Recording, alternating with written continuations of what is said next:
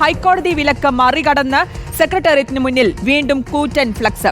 ഭരണാനുകൂല സംഘടനയായ secretariat employees അസോസിയേഷനാണ് flux സ്ഥാപിച്ചത്. നടപ്പാത കയ്യേറി സെക്രട്ടേറിയറ്റ് അനക്സിന് മുന്നിൽ വേറെയും ഫ്ലക്സ് സ്ഥാപിച്ചിട്ടുണ്ട്. കോടതി ഉത്തരവിനെ തുടർന്ന് നഗരത്തിൽ നിന്ന് ബോർഡുകൾ നേരത്തെ മാറ്റിയിരുന്നു. ടി വി പ്രസാദ് നൽകും വിശദാംശങ്ങൾ. പ്രസാദ്, ഹൈക്കോടതിയുടെ വിലക്കുണ്ട്, പക്ഷെ അതെല്ലാം മറികടന്നുകൊണ്ടാണ് സെക്രട്ടേറിയറ്റിന് മുന്നിൽ ഇത്തരത്തിലുള്ള വീണ്ടും ഒരു കൂറ്റൻ ഫ്ലക്സ് സ്ഥാപിച്ചിരിക്കുന്നത്. എന്താണ് വിവരങ്ങൾ? അതെ ശ്രുതി, വിലക്ക് ലംഘിച്ചുകൊണ്ടാണ് ഈ കൂറ്റൻ ഫ്ലക്സ് ഇവിടെ സ്ഥാപിച്ചത് എന്നതാണ്. അതിൽ മുഖ്യമന്ത്രിയുടെ വലിയ പടവുമുണ്ട്. ഒരു കൂറ്റൻ ഫ്ലക്സ് എന്ന് പറഞ്ഞാൽ നമ്മൾ നിന്നു കഴിഞ്ഞാലാണ് അതിന്റെ യഥാർത്ഥ വലിപ്പം മനസ്സിലാവുക. ഇത്രയും വലിയ ഫ്ലക്സ് ആണ് ഇവിടെ സ്ഥാപിച്ചത്.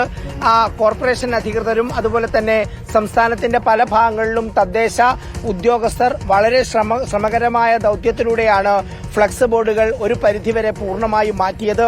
തിരുവനന്തപുരം നഗരത്തിലാണെങ്കിൽ കോർപ്പറേഷന്റെ നേതൃത്വത്തിൽ വലിയ പ്രവർത്തനം തന്നെ ഇതിന്റെ ഭാഗമായി നടത്തുകയും ചെയ്തു.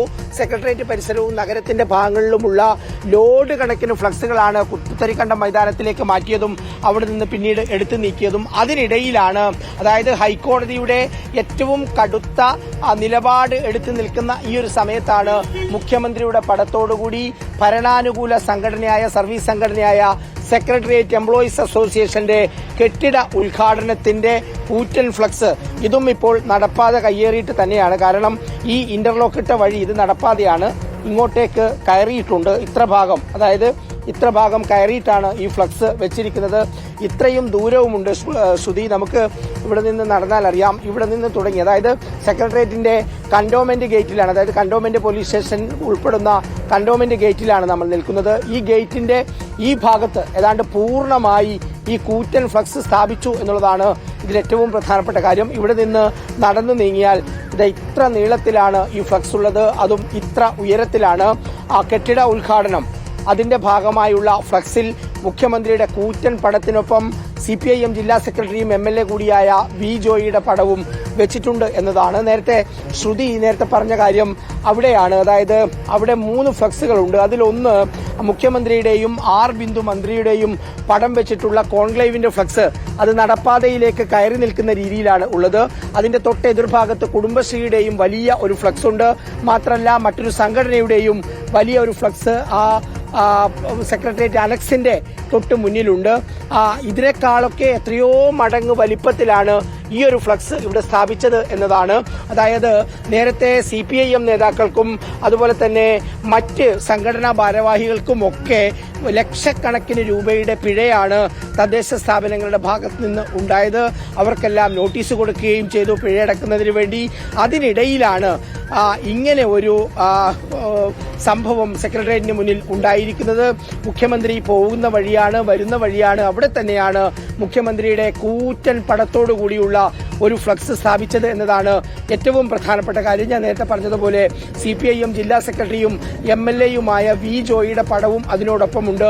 സെക്രട്ടേറിയറ്റ് എംപ്ലോയീസ് അസോസിയേഷൻ എന്ന് വെണ്ടക്ക വലിപ്പത്തിൽ എഴുതി വെച്ചിട്ടുമുണ്ട്. ഈ ഫ്ലക്സുകൾ നീക്കിക്കൊണ്ടിരിക്കുന്ന സമയത്താണ് ഇങ്ങനെ ഒരു ഫ്ലക്സ് ഇവിടെ സ്ഥാപിച്ചത് എന്നതാണ്. പ്രസാദ്, ഇതിപ്പോൾ കോടതി ഉത്തരവ് വന്നതിന് പിന്നാലെ ഈ നഗരത്തിൽ നിന്ന് ബോർഡുകൾ നീക്കം ചെയ്തിരുന്നു. അതിനുശേഷം ഇപ്പോൾ ആദ്യമായാണ് സെക്രട്ടേറിയറ്റ് പരിസരത്ത് വീണ്ടും ഈ ഫ്ലക്സ് ബോർഡ് ഇത്തരത്തിൽ ഉയർന്നു വന്നിരിക്കുന്നത്. എന്തായാലും ഈ ഭരണാനുകൂല സംഘടനയാണ് സെക്രട്ടേറിയറ്റ് എംപ്ലോയീസ് അസോസിയേഷന്റെ ഫ്ലക്സ് ആണിതെന്ന് മനസ്സിലാക്കുന്നു. ഇതിപ്പോൾ അവരെന്തെങ്കിലും തരത്തിലുള്ള വിശദീകരണം അവരോട് ചോദിച്ചിരുന്നോ? ഇതിന്റെ പ്രതികരണം തേടിയിരുന്നോ? എന്താണ് ഇങ്ങനെ ഒരു ഫ്ലക്സ് ഈ ഒരു ഹൈക്കോടതി വിലക്ക് നിലനിൽക്കുമ്പോൾ?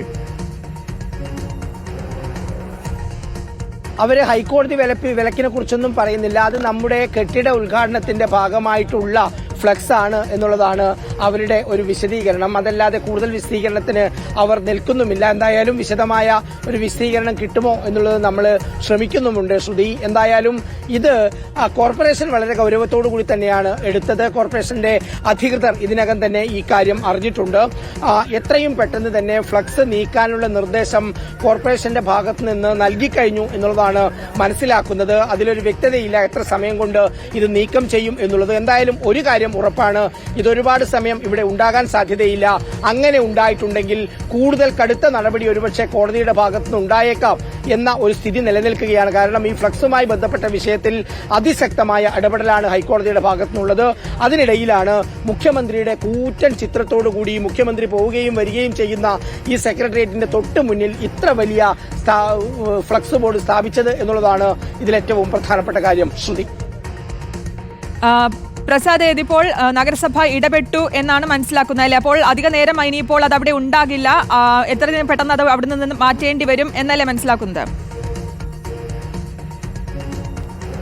അതെ, ഇതിപ്പോ ഇന്നിവിടെ തിരുവനന്തപുരം ജില്ലയിൽ പ്രാദേശിക അവധിയാണ് പൊങ്കൽ പ്രമാണിച്ചുകൊണ്ട്. അതുകൊണ്ട് തന്നെ ഈ ഫ്ലക്സ് നീക്കുന്ന സ്ക്വാഡുകൾ എല്ലാ ദിവസവും സജീവമായി തിരുവനന്തപുരം നഗരസഭയുടെ പല ഭാഗങ്ങളിലും ഉള്ളതാണ്. ഇന്നിങ്ങനെ അവധി ദിവസം ഇങ്ങനെ ഒരു ചതി ചെയ്യും എന്ന് അവർ പ്രതീക്ഷിച്ചതുമില്ല. അതുകൊണ്ട് തന്നെ ഈ സ്ക്വാഡിൽപ്പെട്ടവരാരും ഇന്നിപ്പോൾ ഡ്യൂട്ടിയിലുമില്ല. ഇനി അവരെ വിളിച്ചു വരുത്തി അവരുടെ വാഹനങ്ങളും ഇത് മാറ്റാനുള്ള സജ്ജീകരണങ്ങളും എല്ലാമായിട്ട് വേണം അവർക്ക് വരാൻ.